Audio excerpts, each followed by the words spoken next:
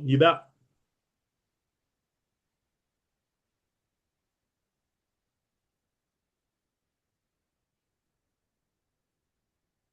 Good evening, everybody, and thank you so much for joining us tonight. We're just opening up the webinar here this evening and letting everybody in. Just give us a few seconds to get everybody in the doors here, and we'll get started momentarily.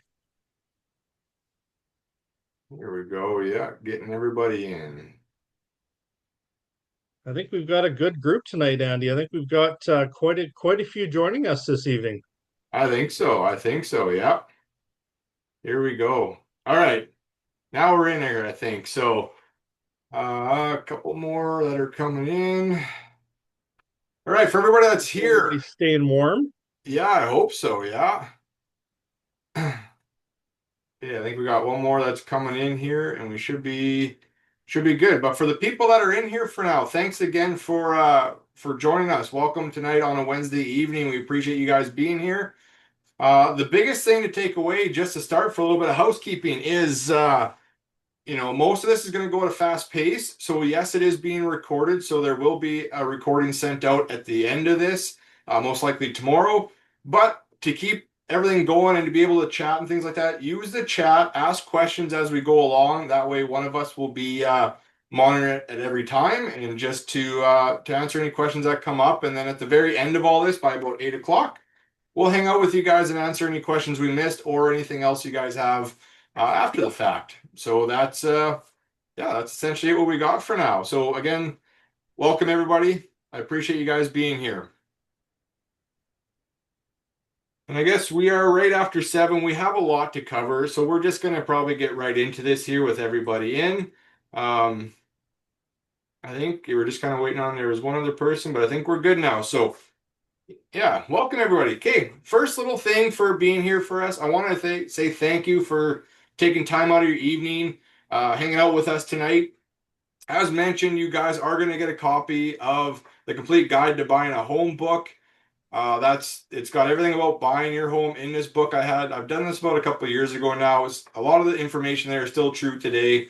There's also a buyer's guide that's going to be coming at you guys too in the same email with the book, and the recording for all of this. So one big email for you guys that has everything wrapped up for you. So you guys have all the information you need, all the contact information you need, and everything else after this. So again, thank you. So this is what we're going to cover in this webinar. My goal is to get us out of here by about 8 o'clock to wrap up all the info I'm going to put at you guys. And then, hang around to answer some more questions. But this is the typical things that we're going to cover in this. Okay, there's so much that goes into buying a home, especially your first home, that we could be here for hours. So I broke it down to the 6 most common mistakes we find that buyers make. So this is just a stepping stone to get started into buying your first home. This isn't absolutely everything because there's so much that goes into this, but here is the guideline to get started, get your foot in the door, and then we can easily take it the rest of the way from there. That's not a problem. But these are the 6 things we're going to cover, right? It's all about not getting a pre-approval. So we're going to talk about how to get a pre-approval. We're going to talk about the New to Canada program for anybody who's new to Canada here. We're going to talk about the reasons why you shouldn't use your bank, use a mortgage broker instead. And then we're going to dig into some real estate things like buying directly from a builder, why to avoid doing that, skipping a home inspection, and skipping reviewing condo documents if buying a condo. So the reason we picked these is because a lot of these things will, number one, save you headaches to get started, but it's also going to save you some money down the road by avoiding these issues. Okay, so that's the whole goal of all this. So that being said, I know a lot of people on here, I am assuming that the majority of us on here, if not all of us are on here, are first-time home buyers and are looking to buy their first home. A lot of stuff has been out there, whether it's through social media, through the media itself, through word of mouth. I want to know how you guys are feeling. Are you guys feeling any of these things about buying your first home? Okay, let me know in the chat here what you guys are feeling so I know which way to go with this today. My goal at the end of this is to at least alleviate a lot of these for you. And if not, we'll just talk to you more one-on-one to make you guys feel a little bit better. But I want to know from you guys what you guys are feeling here, just so I understand the group that I'm working with. And then, of course, while you guys are on there, I'm going to throw this out here too. Actually, I shouldn't. That wasn't what I was supposed to do, but here, I'm going to put this in here on the chat. This is a booking link. So you're going to see this booking link come in a lot. This at any point of the time during this webinar that you guys want to book a one-on-one session with us to discuss more about your situation, look more into it in detail. That's a booking link where you can book a one-on-one chat with us so we can dig more into this. Okay. But if you guys are feeling this, if you guys are feeling any of these things, that's okay. That's normal when it comes to buying your first home. Ryan was that way. I was that way when I bought my first one. It's a totally different market. Tessa, yes, uncertain, right? It is definitely not sure if it's a good time. The market right now, we'll get into this more at the very end of it, but 100%, the market is a bit tight right now with listings, and we'll dig into more of that at the end of this on why and what to look for. But that being said, we have helped many buyers in this market find their first home and start building equity, okay? So don't get too stressed out about it. It's very, very possible for everybody to buy their first home still. Okay? So before we get really into this, what I want to take a little bit of time is to introduce ourselves so you at least know who we are and how we're qualified to be giving you this information, and then we'll get into all this stuff. So first and foremost, myself, I am Andy Goddard. I'm a realtor here with Realty One Group in the city. I've been doing this since 21, so going on my fifth year now. I've started a team last year, so that's the three of us in the team here. Just helps us help serve clients a lot easier with a team dynamic.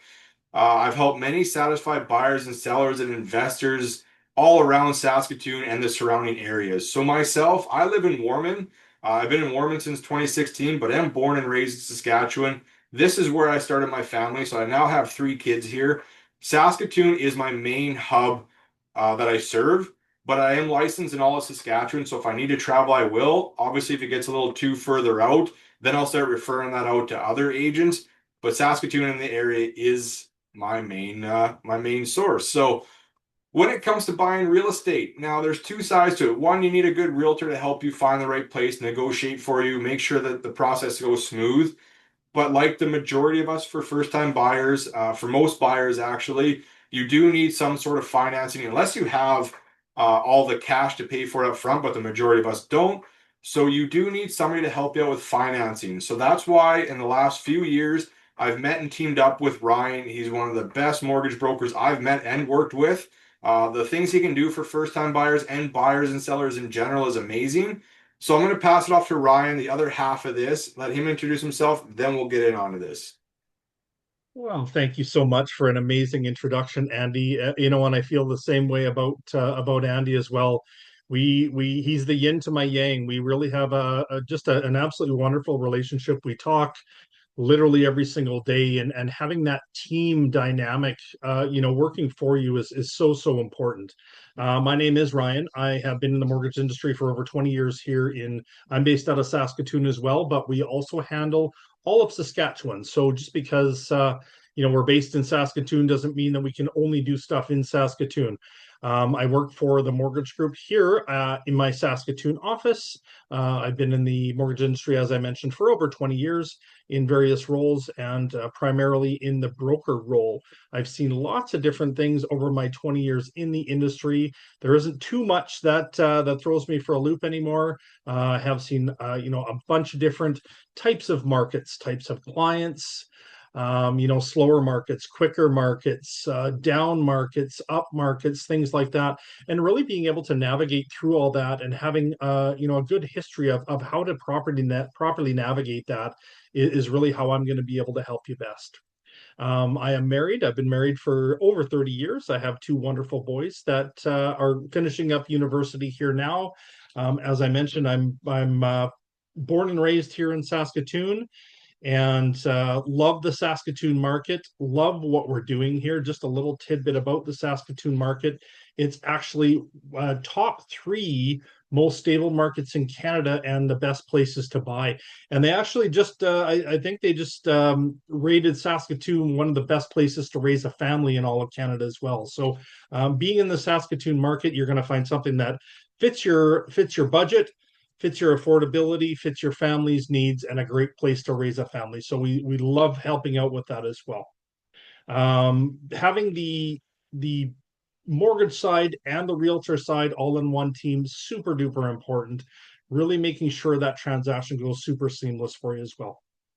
Couple of housekeeping items that I wanted to talk about quick before we jump in.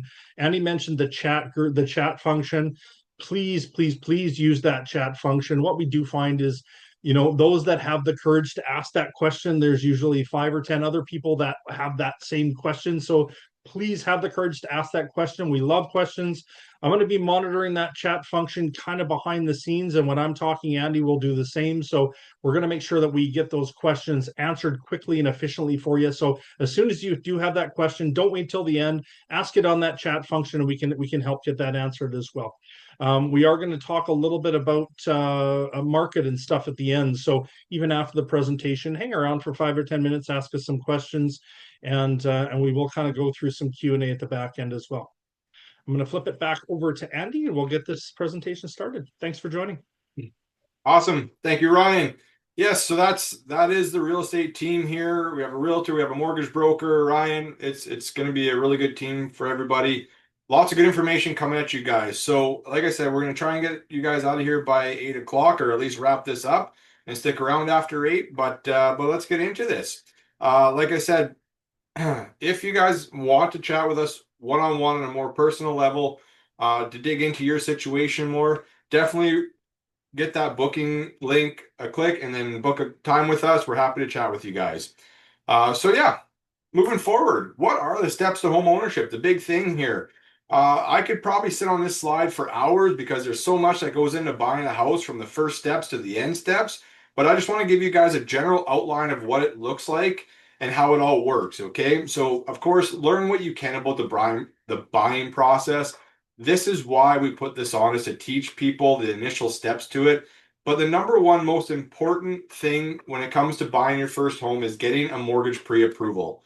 Okay, I'm going to tell everybody that's the most important thing. Without that, if you do not get a mortgage approval, we don't know if you can even buy a home. Okay, so that's just step one. We need to figure out if you can qualify to buy the house. Okay, and it also tells us how much you can afford to buy a house, right? So we need to know if you can, and we need to know how high we can go, or how high you're able to go, I should say.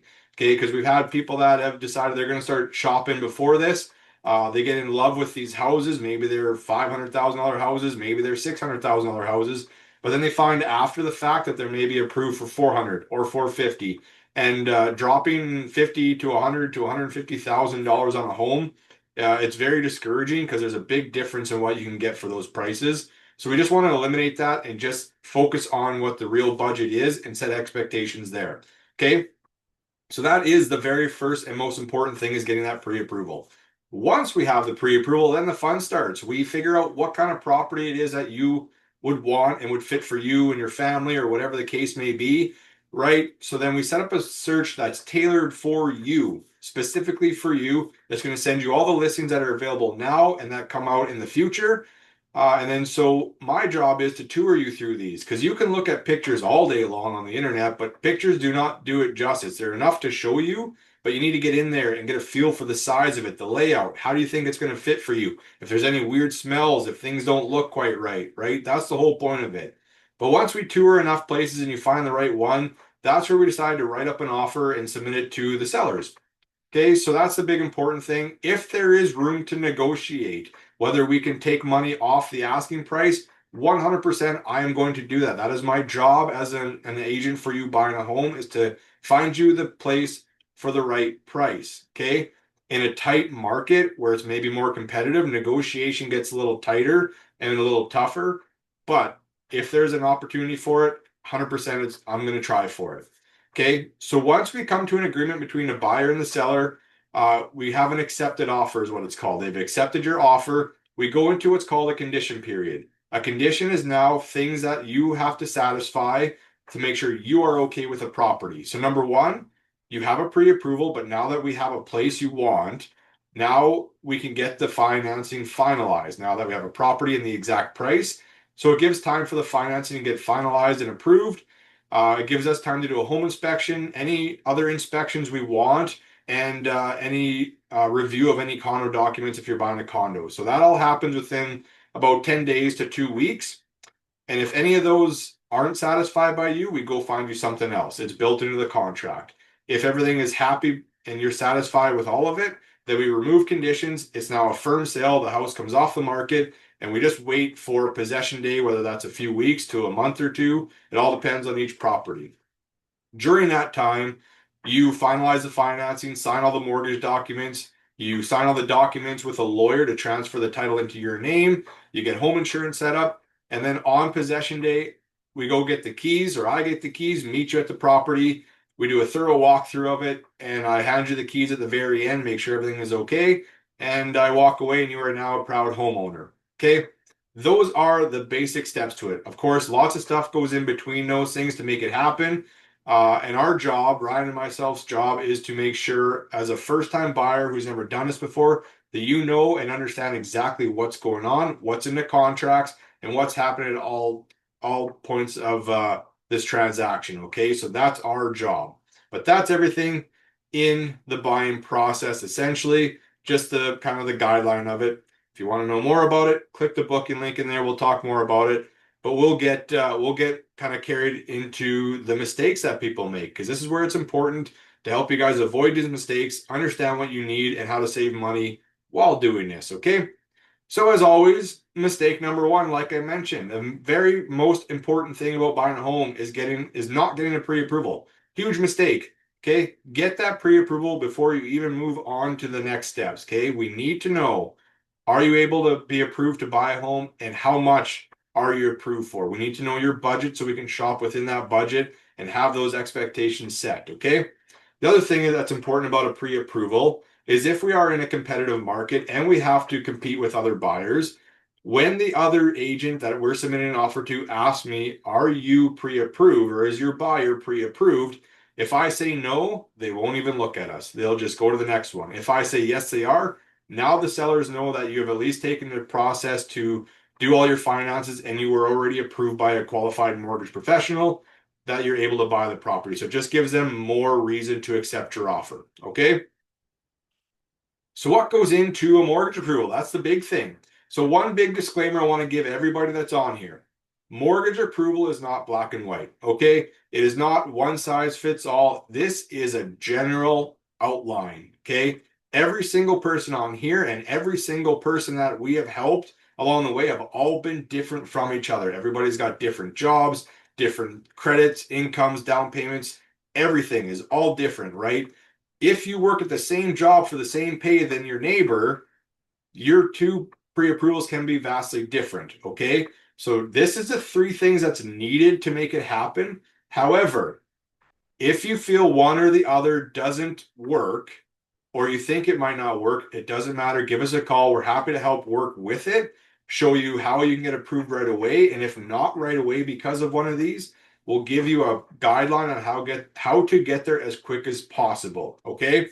So again, just take this for just a guideline, and we have things to help with this.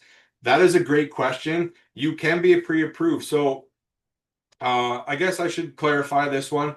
So as long as you're a Canadian citizen, permanent resident, or on a work visa, and the work visa has to have a minimum of 183 days left owing on it, as long as you are in one of those three, you have the ability to be pre-approved. Okay. So so work visas are okay as long as there's 183 days left on them. So these are the three things that make up a mortgage approval. So number one is credit. Here in Canada, of course, credit is a big thing. We love credit scores, things like that. So if you have a credit score of 650 as a baseline, that's a good starting point. Anything above that is great. Anything less than that, it gets a little bit harder, and we got to look into different lending options. But that is something that we can discuss at that time. But again, for sake of everything, 650 is a good starting point for credit.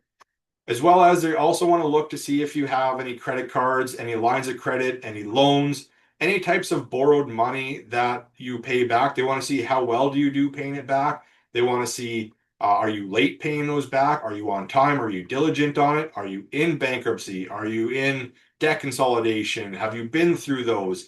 That's the things they need to look for to see how you are with borrowing money. Okay. So again, 650 to start. Anything above that, great. Make sure we don't have a million credit cards that are maxed out and missed payments on it. Okay. Income is another big thing. Obviously, they need to know how much you make in order to make those payments. They obviously aren't going to use 100% of your income because then you wouldn't have enough to pay for, groceries, bills, things like that. But they use a percentage of it. So they need to know that.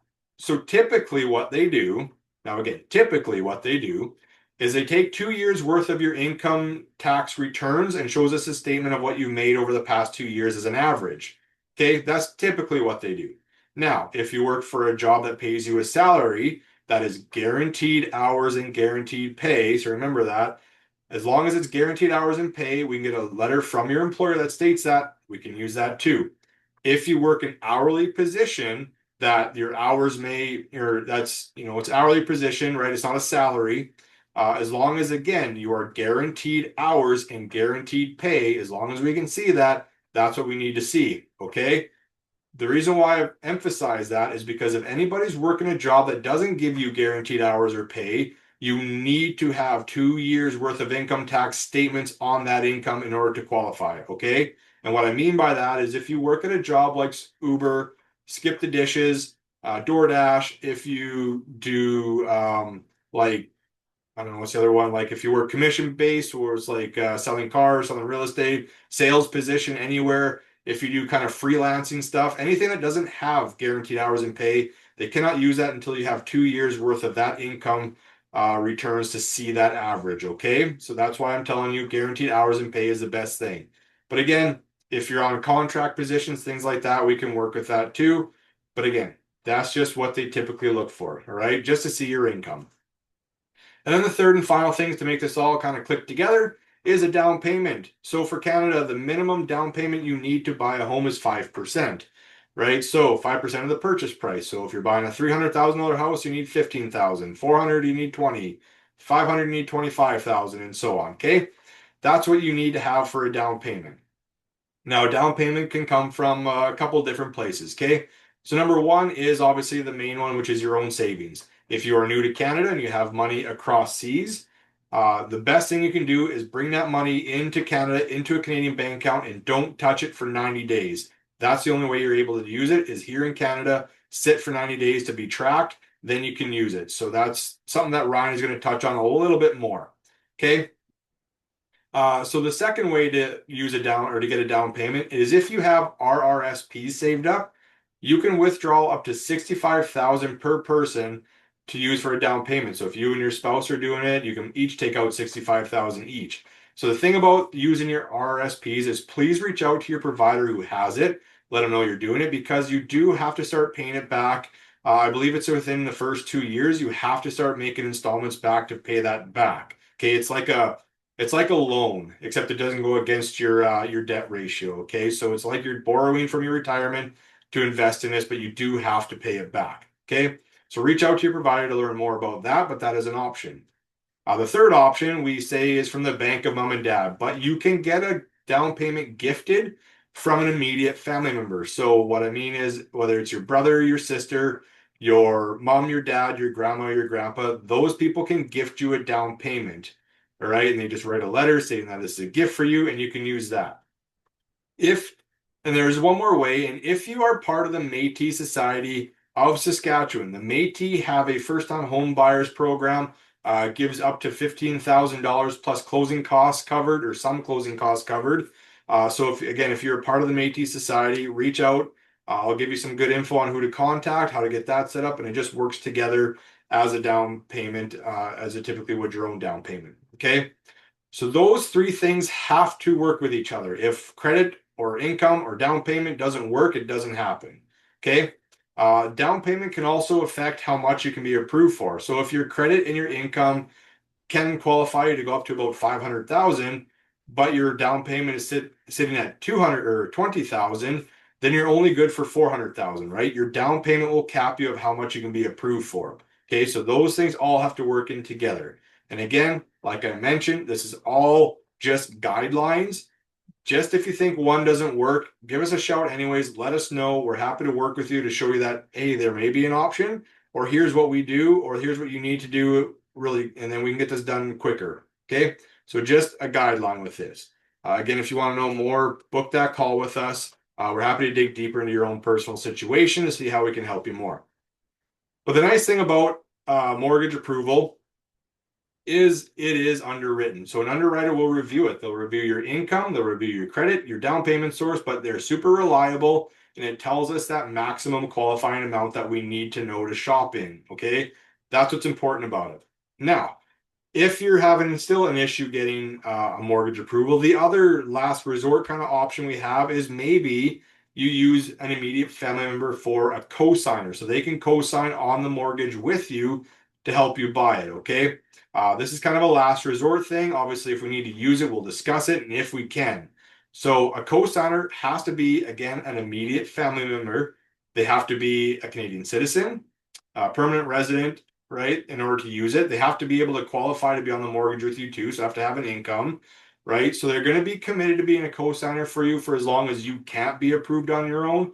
But once you do and are able to be approved on your own, then you can get them off the title of your home and they're free and clear and all that. But there is a risk for your co-signer. If you don't make the payments or you miss payments, they will come after your co-signer for it. So we just want to make sure everybody's on the same page. Okay.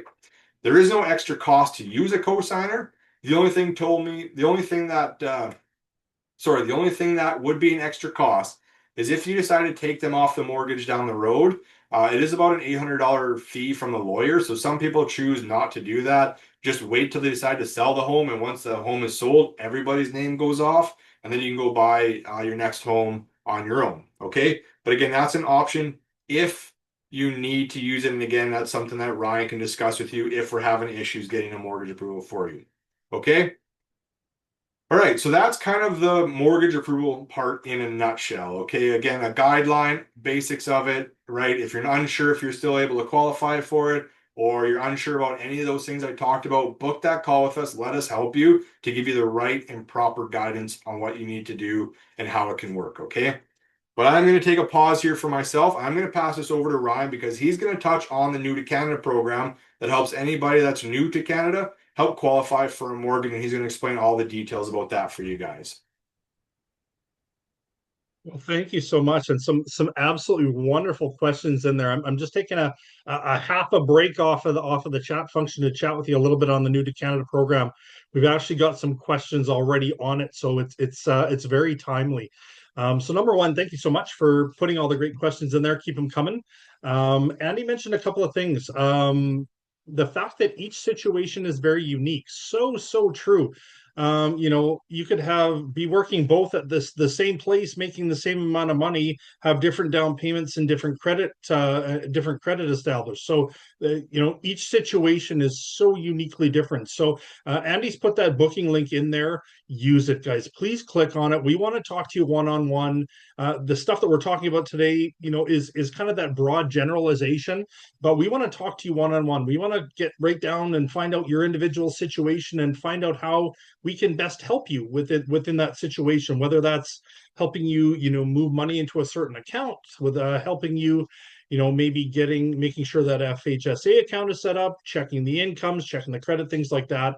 Each situation is so unique, and we want to dive in there and help you with all of that. So click that booking link and let's kind of get that conversation started.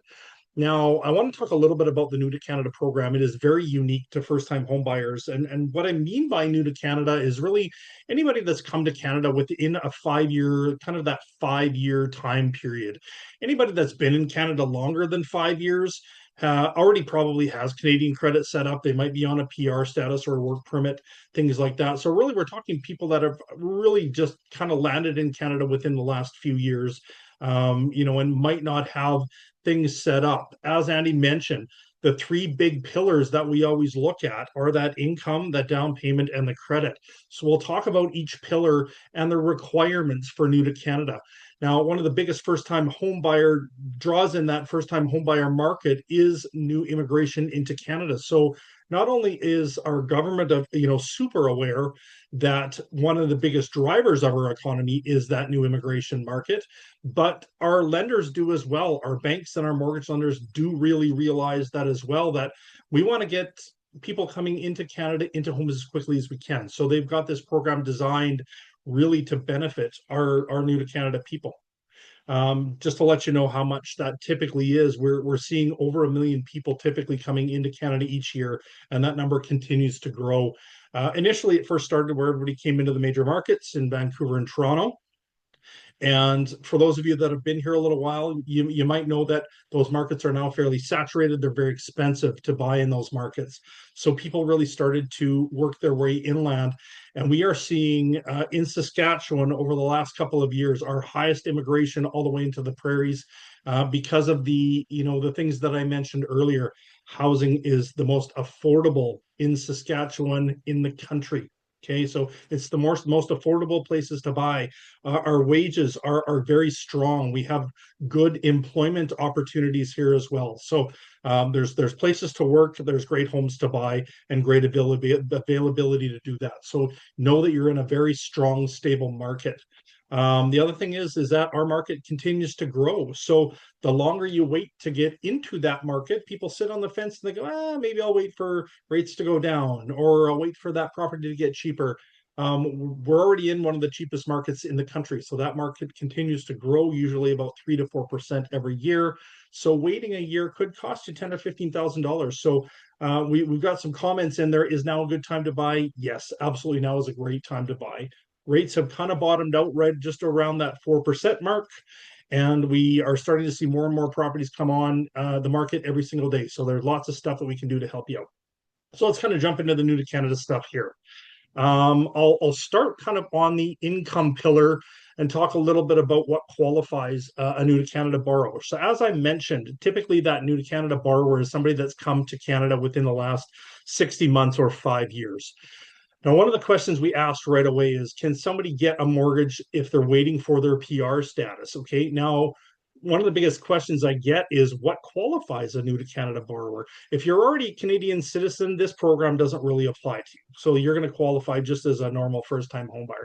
This is really for anybody that's fairly new to the country that is not a Canadian citizen. Okay, so what they allow us to help with mortgages are for people that either are here on a permanent residency status. So if you have your PR already, you're good to go underneath the New to Canada program. Or if you are on a valid work permit. So if you're here into Canada on a valid work permit that has at least 183 days left on it, that also qualifies you for a mortgage. So unfortunately, if you're not on either one of those, if you don't have a work permit and you're waiting for a PR, then we're going to have to wait for that paperwork to go through. So you do have to have the valid work permit or the PR. And the other one that unfortunately doesn't work quite yet is anybody here on a student visa. Okay, so anybody that's here on a student permit, unfortunately, most of those people come over to Canada to study and then go back to their country of origin. So we want a little bit of longevity.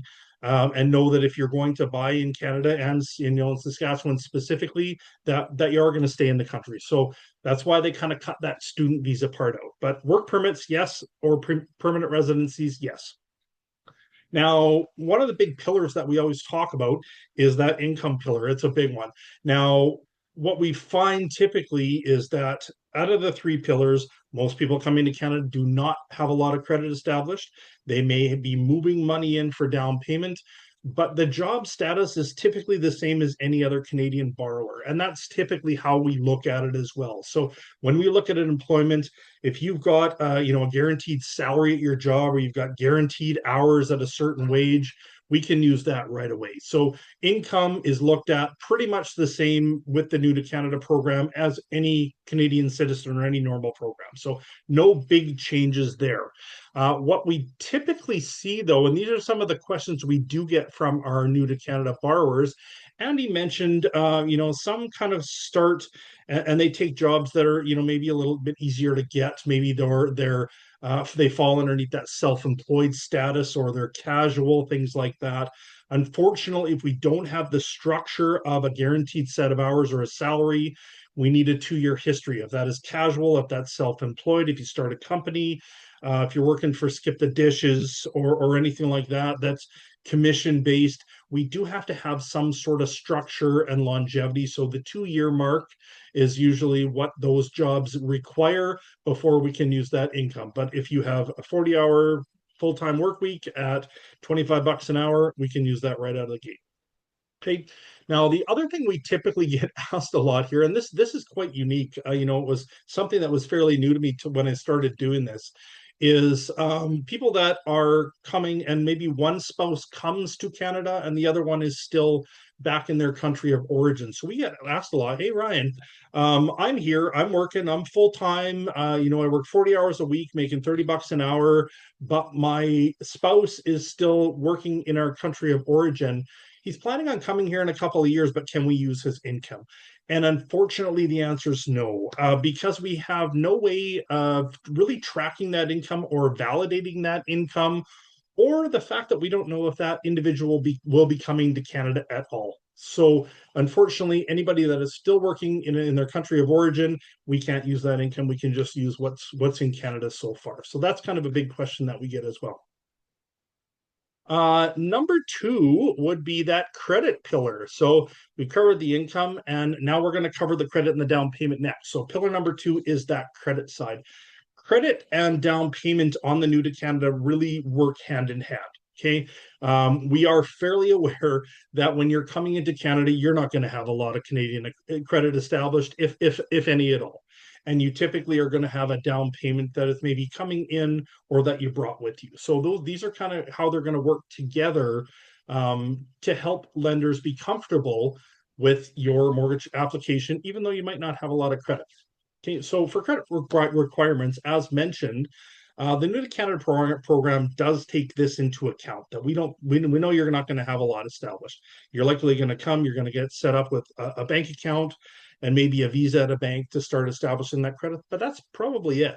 Okay, but what the lenders in Canada have really just honestly discovered is that people that handle their bank accounts well for a certain amount of time are also showing good credit risk as well. So that's kind of what they allow us to use as what's called alternate credit for people that might not have a lot of credit established yet. So if you have immigrated into Canada within the last 12 months, what is required, usually they make us, you have to be in Canada for at least 6 months to start under the new to Canada program. So if you are anywhere underneath the 12-month mark, that 6 to 12 month mark, you have to have a 10% down payment. And what they use to establish your credit is 6 months worth of your primary bank account. So they're going to look at your checking account. They're going to say, okay, borrower A has 6 months worth of bank statements. We can see their pay going in. We can see their bills going out. We can see that they're handling everything well. There's no missed payments, no NSF fees or anything like that, and everything is being handled well. So as long as you have 6 months worth of bank statements that look great and well handled, and you have a 10% down payment, boom, you're good to go. That qualifies you for the down payment and your credit for the New to Canada program. Okay, so really simple, really easy for anybody that's been here at least that 6 months, because we do need the 6 months worth of bank statements. But if you haven't been here quite that year, a little bit extra down payments, but we can get you into a mortgage pretty quickly. Once you've been over that 12-month mark here in Canada, you immediately qualify for that minimum 5% down payment. So, which is great. So, a little bit less down payment. And what they look at then for your credit requirement is 12 months worth of rental history. So, they're going to get a letter from your landlord and some statements showing that your rent has been paid well for 12 months. And they're going to have a look at any other line that you have, any bill that you have, anything that we can show a structured 12-month history payment. If that's a Sask Power bill, a Sask Energy bill, a phone bill, a plate on your car, an RSP withdrawal that's structured every month, anything that we can show a structured 12-month history of payment. We use that plus your 12 months rent, and you're qualified right away for your credit portion as well. So once you're here over the 12-month mark, they're going to look at a 12 months rental payment and 12 months worth of a bill, and that satisfies the credit requirement for the New to Canada program. So as you can see, a couple of different tiers. It's really depending on how long you've been in Canada, the down payment you need, and what the documents they use. So just to kind of recap that, if you've been here between 6 and 12 months, 10% down payment, we look at 6 months worth of bank statements. If you've been here over 12 months, we're going to look at a 5% down payment minimum. So that down payment does go down. And how we're going to qualify that credit is going to be 12 months of a rental history and 12 months of one other payment. And that's really, really simple. Okay, really simple and easy. Now, the last thing that we want to talk about is that down payment piece. That's kind of pillar number 3. Okay. Now, again, the down payment and the credit really work hand in hand here. So, again, we really want to reiterate you have to be here at least that 6 months to generate the 6 months worth of bank statements. But that's fairly quick. Coming into Canada, 6 months, pretty easy to wait to get into housing. So, 6 to 12 months we're going to get a 5 or a 10% down payment and the bank statements. And if you're here that 12 months or longer, you get to jump right down to that minimum 5%, same as every other Canadian citizen has as a requirement, 5%. And we can do that based on a 12-month history of rental and one other bill. Now, as Andy mentioned, that down payment can come from a few different options. Of course, the easiest one is if you got money in your savings accounts, your checking account, your TFSA accounts, your first home savings accounts, all of that counts as your own savings. Now, what the bank is going to do is they're going to look at the last 90-day history. And if there are any large deposits in there, we do kind of have to track that. But they really want to make sure that the money is in there and it's not borrowed from a non-immediate family source. So they don't want you to go out and get a bank loan for the down payment. If that's in there, unfortunately, that's a no-no. So it does have to be savings, a gift from immediate family member. You can borrow it off of your RSPs, things like that, for the down payment. They don't want you to go out and borrow it off a line of credit or borrow it from a loan, anything like that. Okay, so make sure that it is savings or that it is money that is gifted from immediate family to move forward.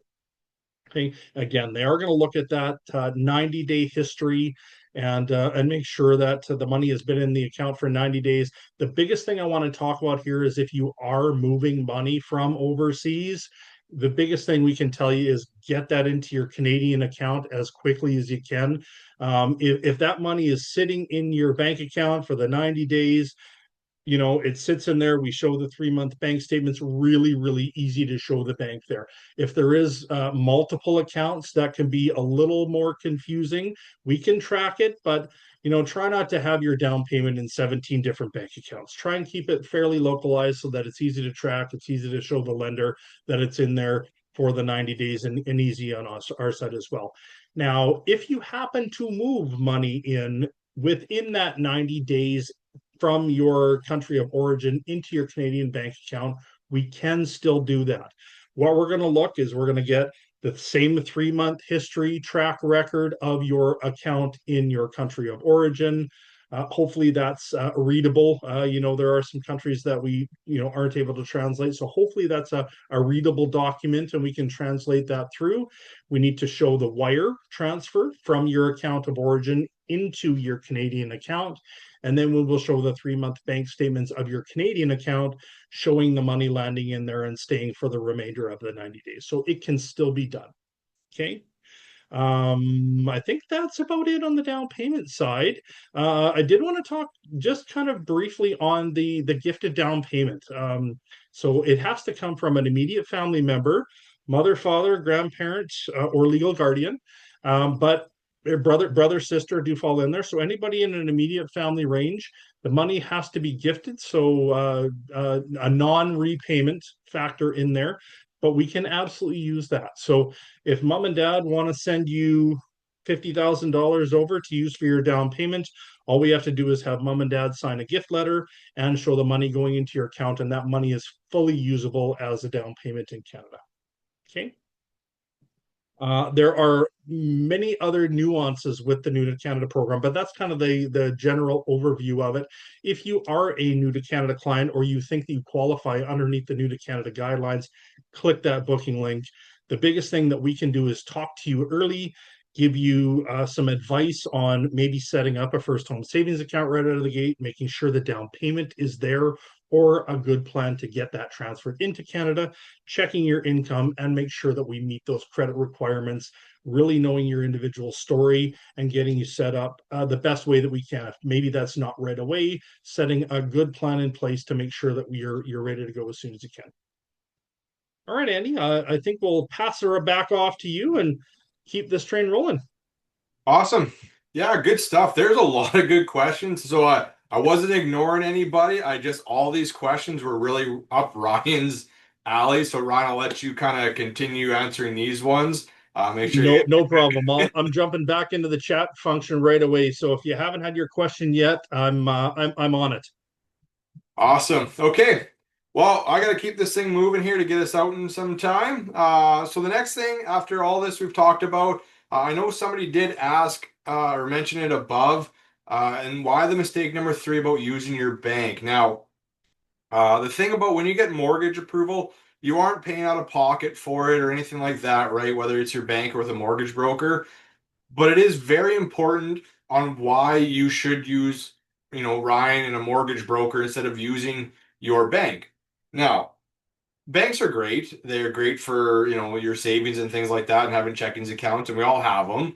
But when it comes to something like a mortgage, you want somebody who's out there for you, working on your behalf, not the bank's behalf.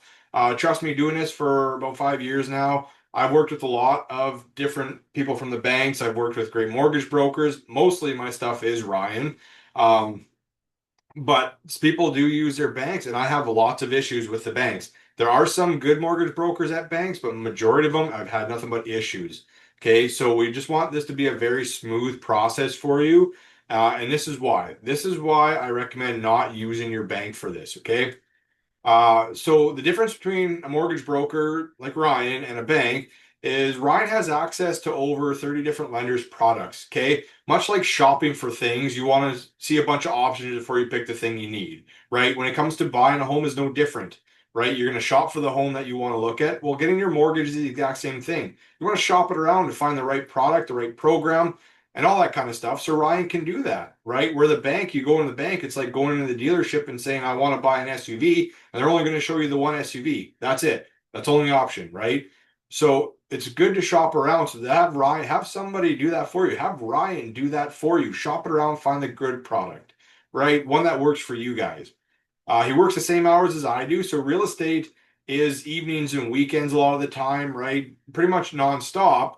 So if we have a question or we're writing an offer and it's a competitive offer at 7 o'clock at night or 8 o'clock at night, and I have a question about, the financing before I write this offer, I know that I can reach out to Ryan and say, hey, I got a question, and he's going to get back to me, right? If I try to get a hold of the person that works at the bank at this time of night, I won't hear from him until tomorrow. And if we're trying to be competitive and get an offer accepted tonight, we're out of luck. Okay. So you want somebody who's going to work for you, answer questions when you need. Ryan's going to offer the best mortgage rate up front. Okay. Banks will typically offer their posted rates. And some people either don't know or don't like doing it where they can negotiate it to be a better rate. But instead of having to think about that or do it, just have somebody do it automatically for you. Okay. Ryan's going to do that for you. So why even think about it? Okay. Ryan works for you and your best interest. When we work with clients, you guys are who we work for. Okay. We don't work for the sellers. We don't work for the lenders. Okay. We work for you to make sure you get the best, right? Banks, the people at the bank work for the banks. They have to make sure their employer's happy, but also trying to take care of you too. But there's a bit of a conflict there. Okay. And like I mentioned, you can call or text anytime with any questions, and banks are just typically very harder to get a hold of, and they're a lot slower. Okay, very slow, especially we're on a time frame. When I said 10 days to 2 weeks, that is the time we have to get it done by. And a lot of the banks either will go right to the very bitter end and stress everybody out, or they might need more time, which has happened lots and it stresses everybody out. Okay, let's just avoid that altogether and just avoid them. Banks are great for one thing, but when it comes to buying your house, mortgage brokers are the reason why it's so much smoother and a lot easier to deal with. Okay. The other side of it too is if you decide to break your mortgage, and when I say break your mortgage is typically if you decide to move or sell or whatever and break the mortgage because you haven't paid it off for the 25 years. So whether you decide to upgrade your home or downgrade or move provinces or move countries or whatever the case may be, to break your mortgage, there could be a penalty to do so, right? Now, we want to make sure you have little to no payout penalties because you're changing a lifestyle, which is fine, but it can't be guaranteed to be zero. But at least Ryan's going to make it clear to what it is. Bank penalties can be higher. So we don't want you to be penalized higher and lose more equity just for having a change in lifestyle. Okay. Again, this is where we're going to start getting into saving you money, right? This is where the big stuff comes in. How we're going to save you money while you're buying your first home. This is step number one of how we're going to do that. Okay. So those are just the things on, if you have any questions on any of the finance stuff we talked about, book a call with us. There's lots of questions coming in. I love it. Book that call with us. I got a few more minutes here. I'm going to wrap up all the real estate stuff, which I can go by pretty quick with that stuff.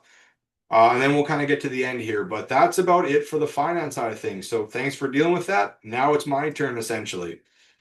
So mistake number 4, buying directly from a builder. All right, Andy, how are we going to save money by not buying directly from a builder? Okay.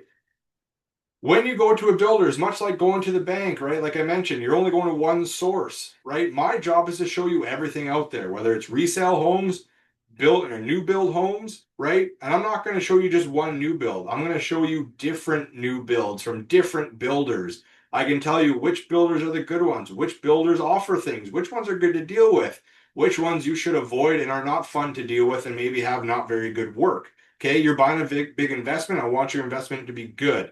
Okay. One thing to note, no, you do not save money, and no, you don't get a better deal going straight from the builder as much as you think so. And I do know for a fact. Now, I cannot state who the builder was. I can't state that.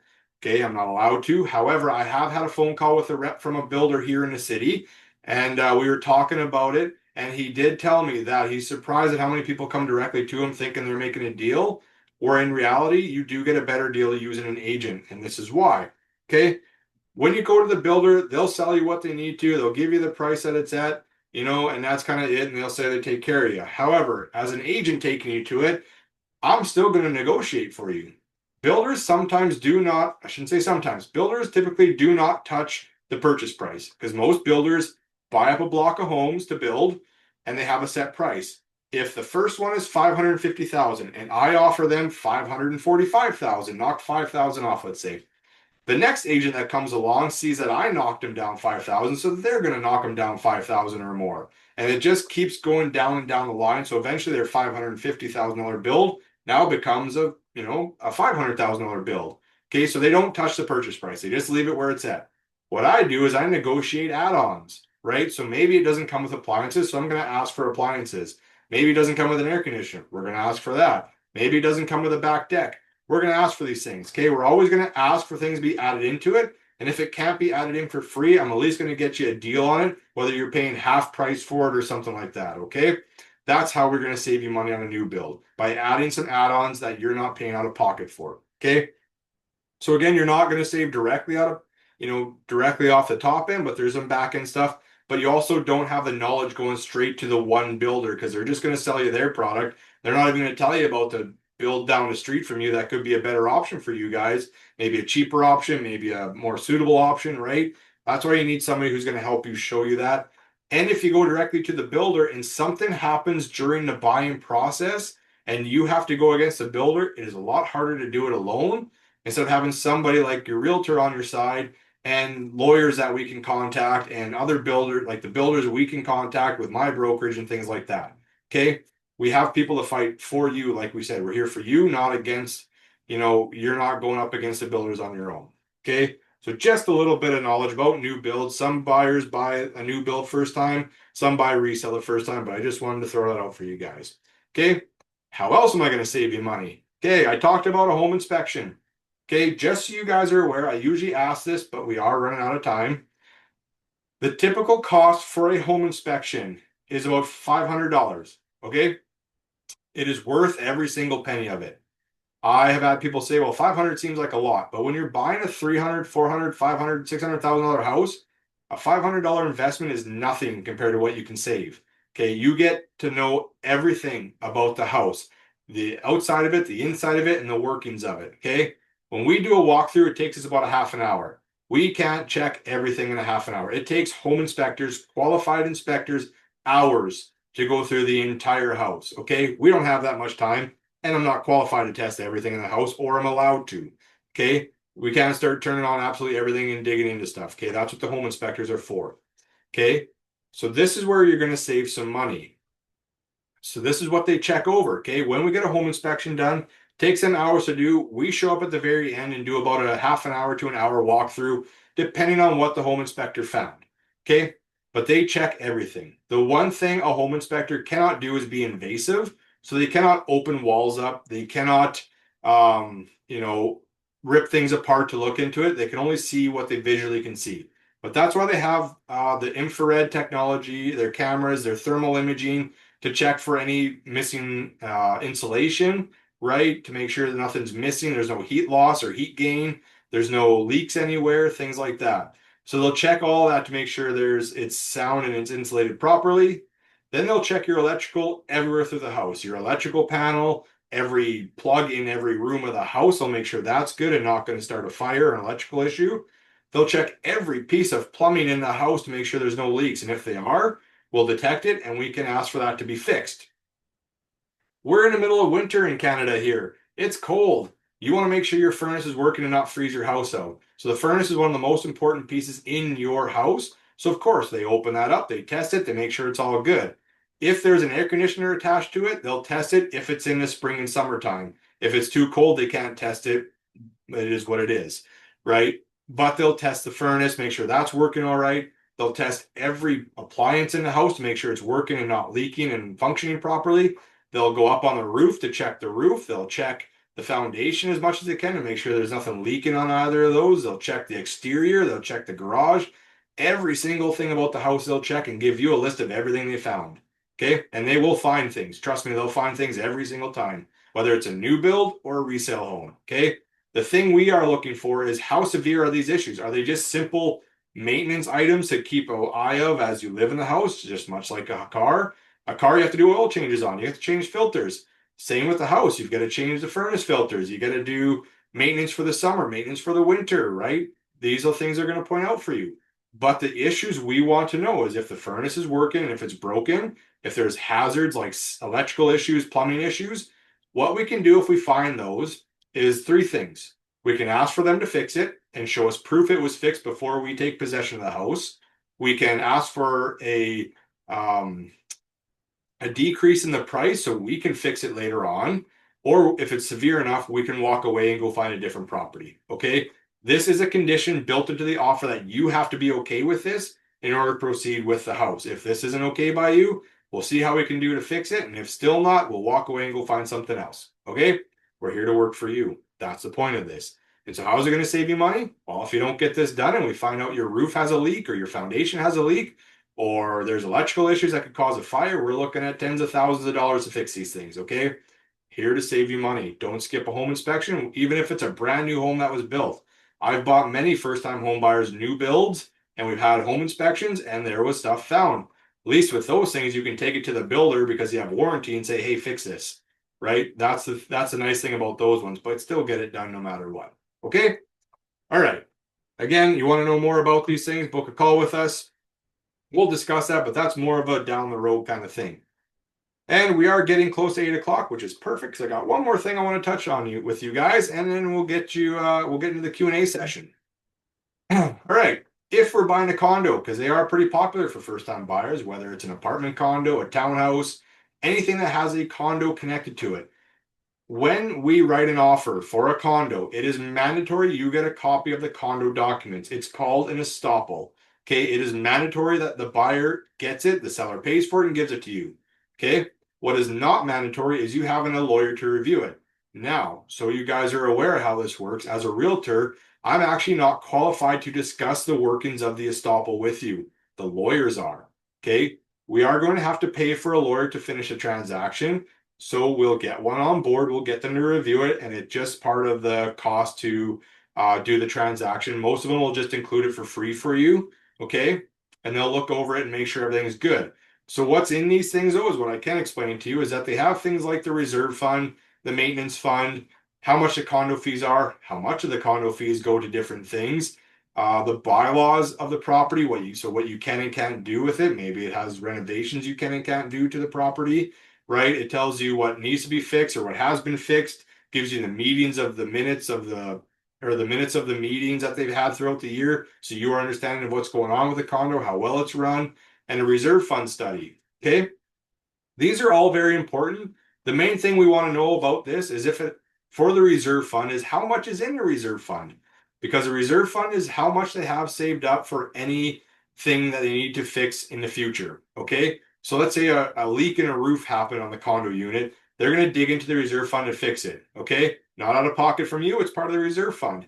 However, if the condo wasn't run and managed properly and there's not much money in the reserve fund to fix it, what they're going to do is called a cash call. Okay. And a cash call is they'll come to every unit owner and they'll ask you to pay more money to contribute to fixing this problem because you are now invested owner into it. You are responsible to help fix it. Okay. That is called a cash call. It could be anywhere from a couple $100 to a couple $1,000. There's been instances where it's, it could be $20,000. Okay. It's, so we want to make sure the lawyers make sure that the reserve fund is healthy. They've had the studies done. It's been audited. It's been run properly and it's healthy. That way, when you buy it, we're not going to have any cash calls coming in the future. Okay.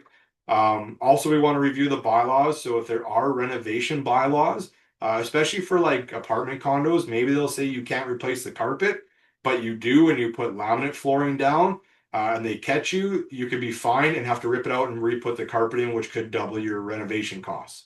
Right. So we want to see things like those to make sure you're not going to get caught in something that you shouldn't be doing, but you are aware of the condo, okay, and how they run everything. There is nothing wrong with buying a condo, so don't let that scare you. Buying condos are not a problem. They are a great investment, especially for first-time buyers. We just want you to understand how the condos work, what to look for, and that if there is an issue with anything in this estoppel package, you have the option to, again, walk away and we'll go find a different one. And I have done that before where an estoppel has come back bad and a lawyer said you should not buy this place, and we walk away and go find something else. Okay. You have people here to protect you guys with this investment. Utilize every little bit of it that you can. Okay. So again, this could save you up to, around 10 grand. It could be less, could be more, right? Depends if there's cash calls or bylaw issues or things like that. Okay. So we're here to help you decide whether this is a good investment or not, or to go find a different one. All right. Okay. 2 minutes over. Apologize for that, but we're 2 minutes over. I think we got everything we needed. Looks like there's a lot of activity, so I haven't been able to check in there yet. But I hope now, after we've talked about the initial steps to getting into this and a little bit extra on the side, is hopefully you've alleviated a little bit and you understand that there are people here to actually help you and to make sure you're doing things the proper way, the right way, and we can get you in, as soon as we can, no matter the market that we're in, right? We're here to help you do a long-term investment. That's what home buying is a long-term investment. It's not a buy today, sell it next year, and we're hoping to make, 20, 30 grand. It doesn't work that way. You got to be in it for quite a few years at least, but it's a long-term goal and it's a very, very lucrative one. It's better than paying rent and not getting anything out of it. Okay. Hopefully we helped you guys out. If and when you do book, and I appreciate all the people that have booked a call with us already. Look forward to talking with you guys. This is what it looks like. Click the booking link, brings up our calendar. How it works is you'll initially talk with me. We'll see how things are. We'll see where we need to go. We'll bring Ryan on if that's where the next steps are, or at least give you the guideline, and then we'll get you in touch with Ryan when you are ready. That's how that works, just the initial call. I look forward to it. But that's what it looks like. So now we're kind of at the end.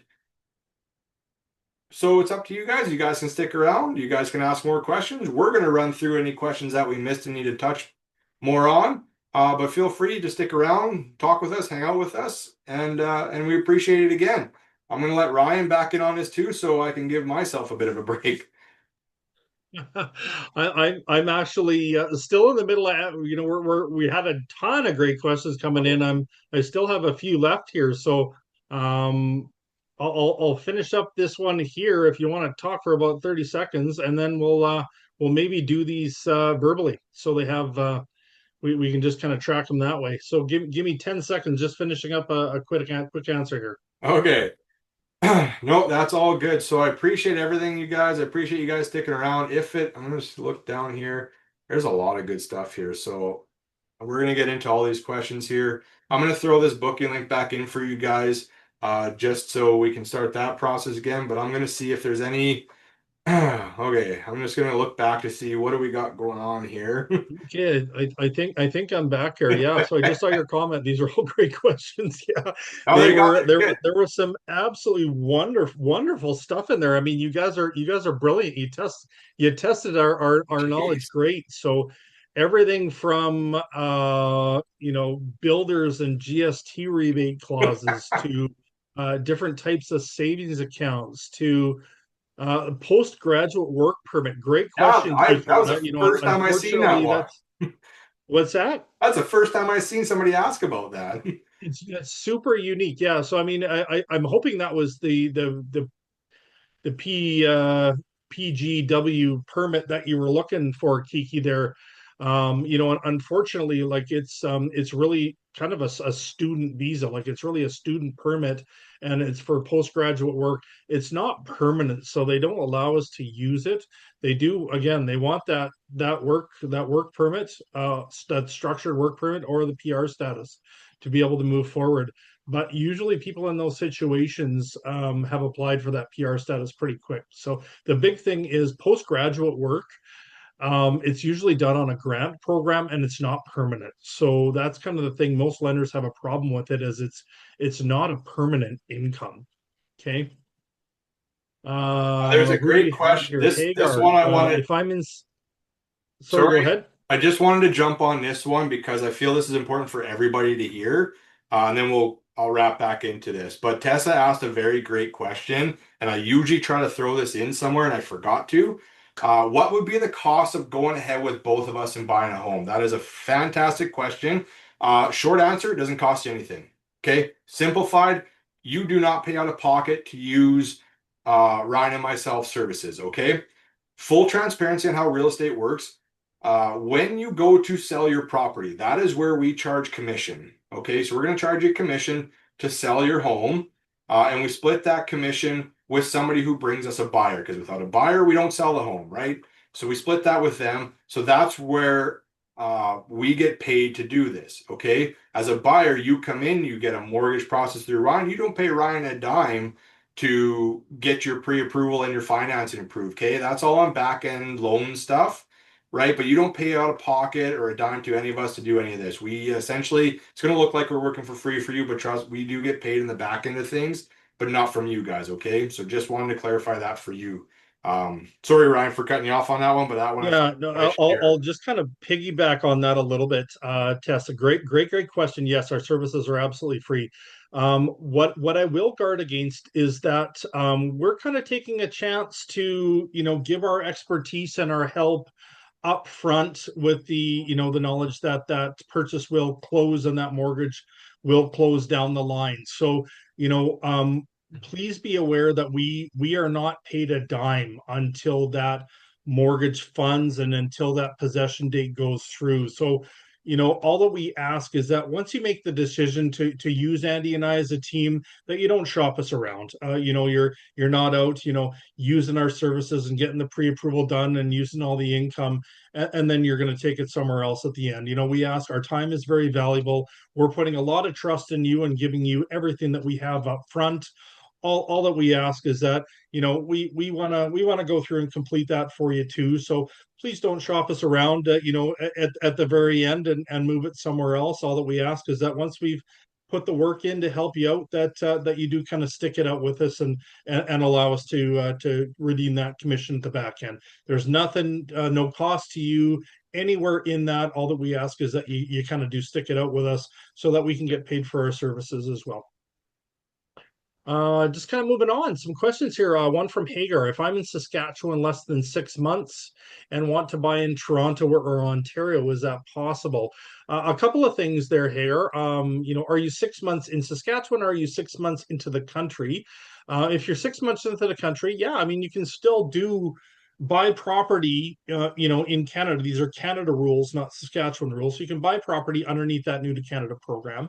The big thing is with the New to Canada program, it is an owner occupied home that you're allowed to buy, not a rental. So if you're living in Saskatchewan, you're likely not owner occupying a home in Toronto.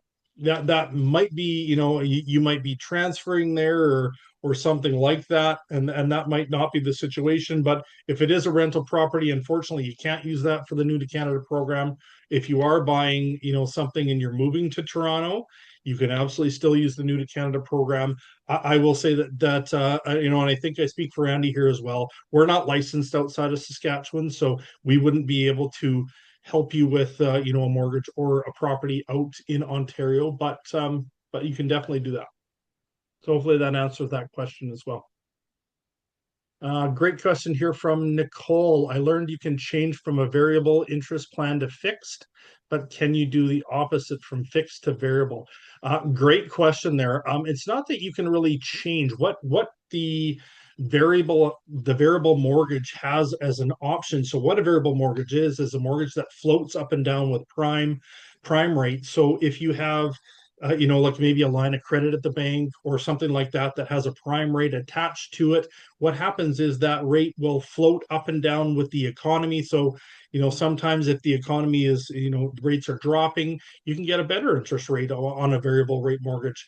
But, with the uncertainty from the United States with, the Ukraine war, the Greenland, conflict, the Venezuelan conflict, the world economy is in a bit of turmoil, and rates are going to start to go up here. So getting into a variable mortgage, that might start to go up soon. So be careful with a variable right now. We've seen rates really plateau. We're kind of at the bottom of that rate curve, and rates are going to start to go up. So going into a fixed rate, probably your best option. Now, to answer your question, with a variable rate, it does have the option with it. It's called a lock-in. So anytime during the variable rate, during your 5-year term, if rates do go up, the lender does have to let you know that, and they have to basically let you know that if you want to lock in, you have the option to do that. Okay, you can lock it at any time as long as you take a longer term than what you currently have left. So, yes, on a variable rate, you can lock into a fixed rate if you get a little nervous and you do want to lock that in. Unfortunately, you can't go back the other way. You can't go from a fixed to variable midterm. If you're taking a fixed rate, it does lock in for the length of whatever term you pick. So 1, 2, 3, 4, 5 year fixed, you are locked in to that term. You can't flip out and go to a variable unless you pay the penalty to break that fixed term, and then you would take a brand new. You can't convert over from fixed to variable the same way you can lock in from a variable to a fixed. Hopefully that answered your question. Yeah, Nisha was asking about the first time home buyer rebates. She said that one of the builders out there is putting a clause in that they're basically keeping the GST rebates out there. I'll let Andy talk about this. I just want to make a quick comment on that. The GST rebate was designed for the funds to go back to homeowners. That was kind of the whole point of it. So back in the day, most builders used to take that out. It's kind of designed to go back to the homeowner. So, I mean, my take on it is, if that builder is putting that clause in there, you may want to renegotiate the price of them to compensate for that, or you may want to find another builder. But if they do have an ironclad clause in their agreement, you are probably going to have a fight on your hands to try and get that GST back after the fact. Andy, do you have some thoughts on that? Yeah, I seen that question. I'm like, oh boy. This is the only one that's going to be difficult for me to answer because honestly, I just have not ran into much of it. In all honesty with you, I'll be completely honest with you. I have not ran into a lot of that. Yes, builders are still putting in the clause that all PST and GST rebates are being paid back to the builder because they are the ones paying the taxes on. They are the ones remitting the taxes for the build and all that. It's not, you are not the one submitting the taxes for it. But honestly, so again, I honestly don't have much I can add to that because I just haven't run into it.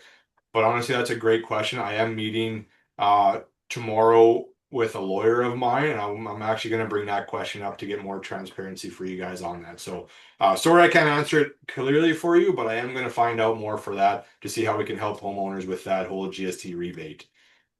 Yeah, most builders are giving that back now. I would be, obviously if they're building it into that contract, that they're trying to keep those funds. So stay tuned. Let's connect with Andy on that, and he's going to get our legal team involved and see what we can do to get around that as well. Good question from Wilson. Are group home buying possible in Canada, and how does that work here? I think you're maybe meaning like a care home or like basically buying a home for groups of people to live in. Um, in Canada, those can be done, but they're considered commercial buildings. They're not considered residential buildings. So you would have to go to a commercial lender to do something like that. I can help you on the residential side. This is for buying, basically a residence. I will kind of go into a bit of a caveat there, and if you're meaning maybe multiple people purchasing, like maybe two families that are buying a home together, that can be done because that's basically, more than two people. Maybe it involves four or six people buying a home to live in as a residence. That can absolutely be done. So depending on what you're meaning by that, Wilson, I did kind of ask you there, but hopefully that answers your question. If you're looking at buying it's like a care home or a group home for multiple people that aren't on the mortgage to live in, probably it's going to be more of the commercial end. But if you're looking at maybe just a family or two working together to live in an owner occupied home, that can absolutely be done. One we Satnam here missed. with a So just what was before that? that one, there was a question just before that is if we can talk about the benefit of 20% down. I've heard there's some benefit. That was from Tessa. Sure if there's some benefit to that as well. I kind of answered a little bit, but maybe you'd want to touch on the 20% one. Yeah, really, the benefit, honestly, Tessa, it's a requirement of mortgages in Canada that any down payment underneath the 20% mark has CMHC insurance behind it, and basically, it's default insurance for the bank, is what CMHC insurance is. It's basically um, pre 1980, the only mortgages that you could get in Canada, you had to put down back then, it was 25% down to even get a mortgage. CMHC didn't exist.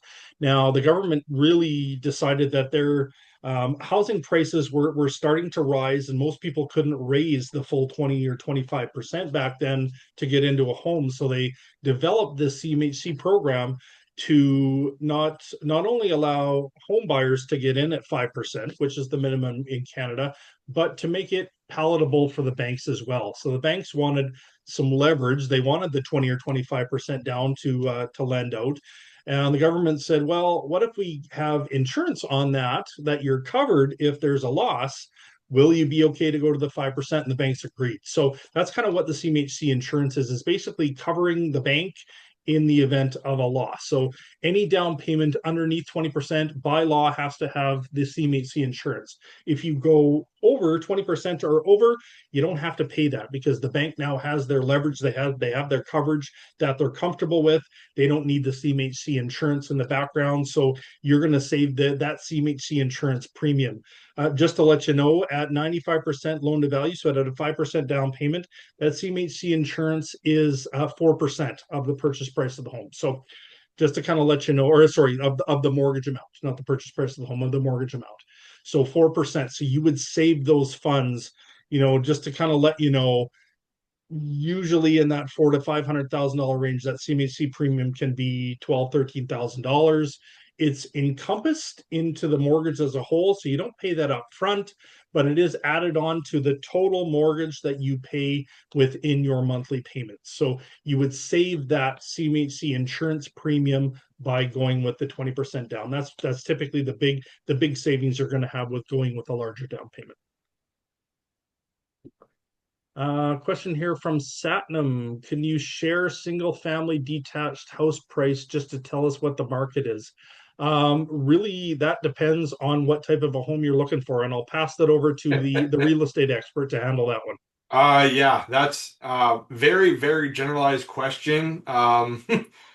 Yeah, to be honest with you, you in Saskatoon, you can be anywhere from 100K to over a mil, right? It all just depends on the area, right? Where you're looking, what type of house you're looking for. That like the price is it can be vary. If you want the average home price in Saskatoon, I believe now we're at either 375 or 380. I'll just have to double check on that one, but that's the average home price. Now, obviously, the different areas of the cities are going to dictate an average cost, right? If you're going to be, in the west side, kind of like Dundonald area, Hampton area, you're looking at kind of, could be mid threes to lower fours.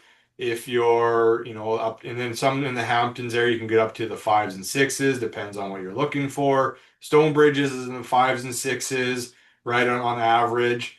Um, middle of the west side, you're looking could be anywhere from, the hundreds to 200s to 300s. It all just so many variables go in. So I can't exactly give you an exact single family detached price because it's just so varied all over the city. It just all depends on what you're looking for. That's why we say when you get pre-approved, it tells us that budget because that will dictate where and what we can buy in the city and potentially surrounding areas if we need to do that. That's why it's so important. Um, Yeah, a great answer, Andy. Did you happen to share the average price in there? I think what yeah, is it? What do we it know? was like Four four. 375 to 380 is the average price in Yeah, Saskatoon right now. yeah. So that'll kind of give you a general idea, and then you're kind of working with what different areas, what you want to add. Do you like the double garage? Do you like the big yard? Do you like a little more square footage? Things like that. So then we kind of start to find out what's important to you, and we tailor that price to fit your needs. Great question here, and this one is a bit unique from FG. Thank you for the question. Say a couple wants to buy a house in Saskatchewan, but one of them lives in a different province. Does that affect the process in any way? I guess what we would really want to discuss there is what that home was for. I mean, if you're buying it to live in it, and say maybe it's yourself buying it, and maybe a parent that lives in another province wants to co-sign and help you out, absolutely, that works. Okay, like we can absolutely do that. Just because somebody lives in a different province doesn't mean that we can't help, and that they can't be on the mortgage. They absolutely can. The big thing that we would want to make sure is the intended use of the property. So whether it would be a rental property, whether you're going to be living in it, what the situation is there. But yeah, just because somebody lives in a different province, as long as the person living here who's going to be occupying the home, that would still work. So we would have a few questions on the basically how that out of province person would affect the mortgage, and we would go from there. But yes, it can absolutely be done. Doesn't really affect the process at all. Just means we have kind of some questions to make sure that we understand how that person living in another province would be interacting in the mortgage. Great question. All right, Andy's been flying through these chats here. Like I see some great answers from him all the way along here. Yeah, this looks great. I see Nicole just pop one in here. Yep, I see About the that. Yep. cosigner. So really the advantage for a cosigner is honestly if you're having issues getting pre-approved, right? That's the advantages for using it. Again, disadvantages is you have more people on your mortgage. You got more people that have to deal with the buying and selling process because they're on there. Um, and there's a disadvantage for being a cosigner because they're hoping that you're making those payments and they don't get dinged to make those payments for you. But Ryan, you want to touch more on it too? But that Yeah, so I mean, I've actually had a few cosigners added on to deals very recently. I'll kind of talk about both the pros and cons, so you have a really good idea there, Nicole. What we find is that people may be on a single income, or people that are maybe on newer incomes that don't quite have an income that allows them to buy the property that they want. Maybe it's not quite enough. My son is actually going through this exact thing. My wife and I are going to be co-signing. So we're kind of going through it right now. He's starting a new job. They're making both about 50K each. They want to kind of buy in that $500,000 range. So their incomes don't quite make up the income level that's needed to qualify for a home based on the car loans and things that they have as well. So what it really allows on a cosigner is that we can essentially take the cosigner and add them in as borrowers on that deal. So they're going to be qualified exactly like the borrower who's living in the property. exactly the same. We're going to look at their income. We're going to look at their credit. We're going to factor in their debt. So they are going to be on the title of the home. They are going to be a full borrower on that mortgage. They just aren't going to be living in the home. That's the major difference. So the advantages to doing that are you're going to get some more income. Typically the cosigner, they do want immediate family members. They don't want your boss or your friend's dad or your neighbor down the street, because they want to make sure that if it does come to a payment that's needed on that mortgage, that it is somebody that's going to step up and make that payment, right? They're not going to walk away from that debt. So they do want to make sure there is some personal link there as immediate family. But yeah, it happens quite often, and it just allows you to add additional income and support. Maybe it's credit that's a little thin, a 20-year-old that's only got a $500 visa as credit. Mom and dad come on to support that with a little more income and a little more credit strength, just makes the bank a little more comfortable with that deal as a whole. Kind of like co-signing onto a car loan. If you've done that for anybody or had anybody do that for you, kind of the same advantage there. Now, I will play devil's advocate here a little bit and talk about the disadvantages as well, just so you are kind of fully aware. That co-signer will be on as a full borrower on the deal. They will also be on title. So if anything does happen, the cosigner is absolutely responsible. If that mortgage goes down and isn't paid, the bank will come after them for the payment, and it will affect their credit. So the cosigner is basically there as another borrower to ensure that those payments are made and the comfort level that they are going to be made at. And I will kind of go a little further with that as well and say, if you ever do want to remove that cosigner, if the cosigner wants their name off or the borrower just wants to have that cosigner's name removed off, the process to go through that is the borrowers that are staying on, they would look at we would reach out to whatever lender we were at. We would let them know you want to remove the cosigners off. What they would do is they would check your income, make sure you could now qualify without the cosigner, make sure your credit looked good, and they would let you remove that cosigner off. You would have to go down to land titles and pay the cost to remove that borrower off title and do the title amendment. Usually that's about $700. So just to let you know, there is a bit of a process to have the cosigner removed off of the mortgage and the title. But those are kind of the pitfalls. It happens all the time. Like I said, I've done probably three out of the last five deals I've done have had a cosigner, and my son will need that same thing from my wife and I. So it happens all the time.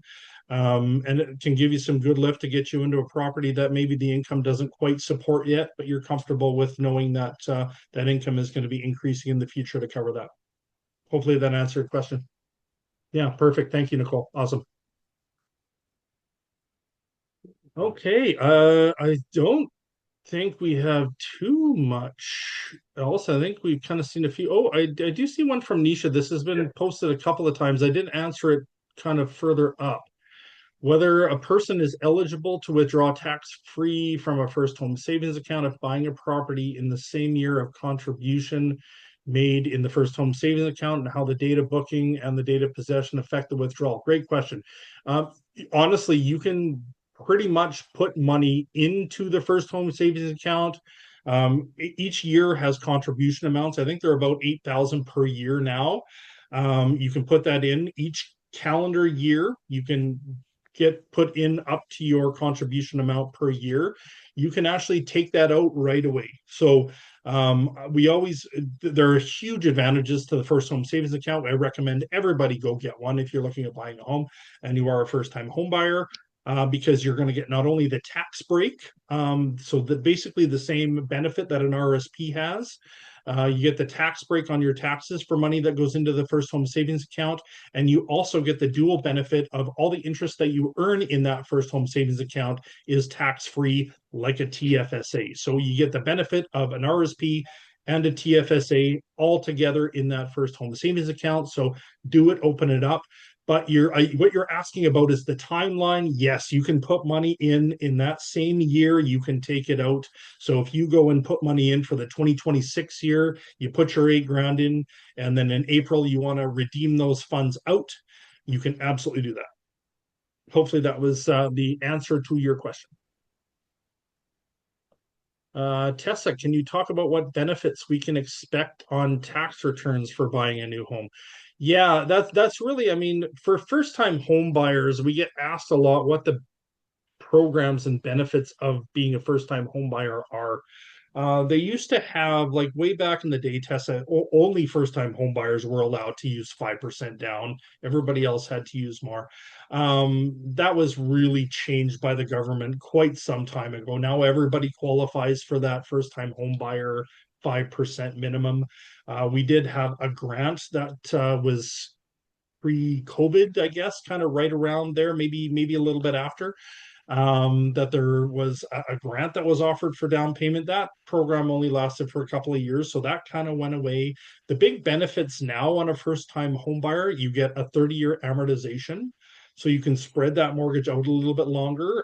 Standard mortgages are 25 years in Canada, but as a first-time home buyer or anybody that's buying a brand new build can extend that amortization out to 30 years. So it basically gets you a little bit cheaper payment or allows you to tweak up that qualifying amount a little bit. So there's an advantage for a first time home buyer.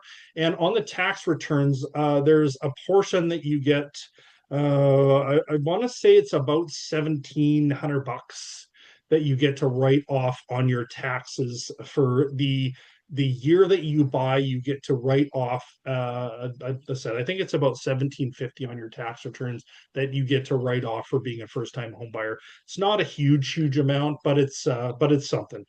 That's kind of on the tax return, and there's a spot right in your tax return to do that. Yeah, that's lots of good stuff. Yeah, FHSA, yeah, just with your normal bank, hey Ryan? Or is it with Yeah, you? you can actually open it up. It doesn't even have to be like at a big six bank. Like there are lots of financial institutions out there that are doing it. There's many online banks that are doing it. I mean, of course, the big six banks also do it. I mean, like the BMOs, RBCs, CIBCs, they all do it, but it doesn't have to be there. Many institutions online, like PC Financial and Simply and things like that, they all have FHSA accounts as well. So wherever you bank or wherever you have your savings, just chat with a financial advisor there and let them know that you want to open up a first home savings account. They'll get an account set up and they'll take your deposit, however much you put up into there. They said I think it's about 8,000 a year that you can put into those accounts now, and they'll get the money deposited. These kind of work again like an RSP. So if you're familiar with how an RSP works, just because you put money into the first home savings bundle, you still want to put that into an investment inside of that FHSA vehicle. So you can put it into the FHSA and just let it sit in the cash account. Doesn't really earn a bunch of interest, but you do get the tax breaks from it. Underneath that umbrella, you can put it in a mutual fund. You can put it into, all sorts of investments underneath that FHSA umbrella as well to earn additional interest as well. So talk to your financial advisor, your banker about that. They can get that set up for you super duper easy. And I absolutely recommend doing that for any first time home buyers. There's huge benefits to doing it. Awesome. Awesome.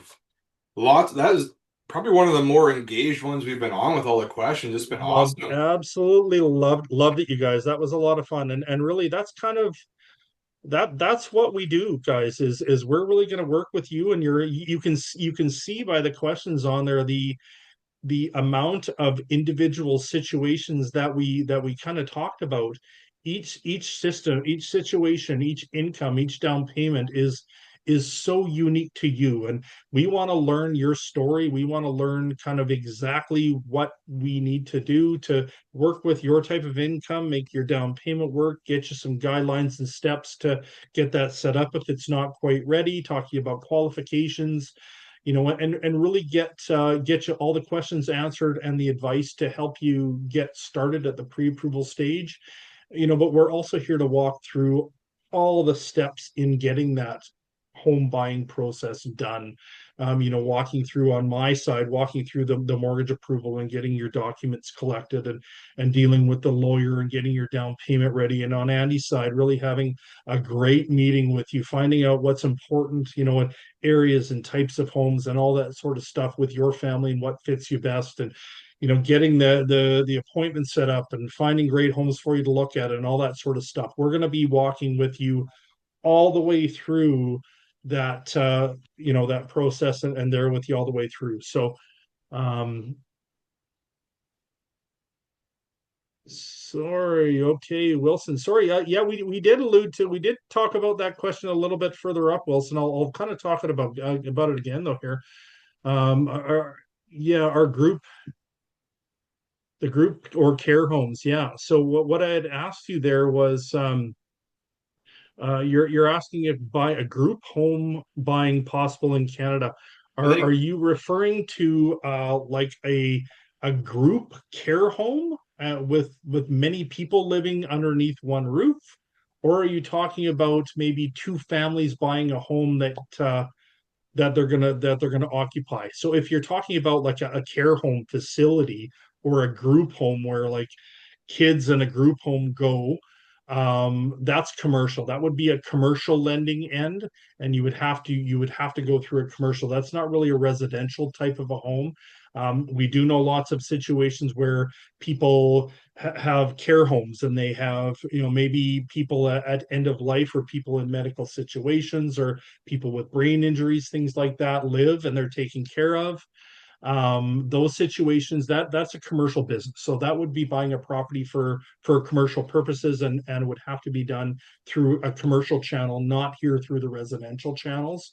But the caveat to that was what I said, like if you have maybe two families that are going to be both be living in the property, and it's just, you and your wife and your friend and his wife are both going to be living in the property, and there's four of you that want to buy it, and you're going to be occupying the home, that can absolutely be done. So really depends on the situation that you're referring to, by what you mean by a group home. So hopefully that addressed your question a little more directly. I'm thinking it's more just the way he worded it was a group of people coming together to purchase a property and to rent it out, almost like investing together. I'm thinking is Yeah, what I I mean, got from it. it, Yeah. and then in that situation, it would really depend on the intent, the use of the property. So if you had, two or three people that wanted to buy a rental property or wanted to live in the property, they absolutely could. If they were buying it as an investment or a rental property, that can be done. The down payment requirements on a rental property specifically are minimum of 20%. So you can't get into a rental with 5% down payment in Canada. So there's a little bit more down payment, a little bit higher rates for a rental property. But yeah, so if there's two or three of you that want to get together to purchase property, okay, there it is, right there. That one, oh, sorry, my screen just jumped. Yeah, a group of people coming together to purchase a residential property and rent it out. Yeah, so that can absolutely be done. Really know that, if it's two or three people buying a rental property, 20% down, rates are going to be a little bit higher for rental, and all the people on the mortgage are going to be borrowers on the mortgage, same as normal, but it can absolutely be done. Yeah. What we'll use your income, check your down payment, check your credit, and we would also be able to use the rental income as part of the qualification income on a rental property as well. So absolutely that can be done. Yeah. Nice. Okay, so I think we got some. I know Nicole just asked me, I was answering her too here, but the best way to stay up to date on listings, I was just mentioning to her that Realtor.ca is a very good app to use. It has pretty much everything we see except for the back end stuff for realtors. But also, if you're wanting to stay really up to date on the new ones that come out, I set up searches for people, much like when you're ready to buy, I set up a search. But also, I could do a broad search where it's like, here's the new listings of houses that come out every week just to keep that. I could do a daily, weekly, monthly, whatever. So if there's somebody who wants that too, just reach out. I'm happy to do that to keep you guys just updated on the prices and things like that. So But that being said, we are getting about later than we're about 20 to 9. So I think I'm going to wrap that up now. There's some amazing questions. We appreciate everybody's questions and sticking around with us. Like another reminder, I'll put it one more time in here. Book a call with us if you have them. The people that have, great. This is recorded. Tomorrow, you guys should see an email with all that info I gave you. Check your spam folders if it winds up in there sometimes. But this is coming at you guys. But again, I'm going to wrap it up for the rest of the night. We appreciate you guys listening with us. Ryan, thanks again for the help as always and great information for everybody. And we hope to talk to a lot of you down the road. Thank you so much, guys. We look forward to you booking those calls and getting those one-on-one chats started and learning a little bit about you and your family and how we can best help you out. Have a great night and take care. All right, take care, everyone.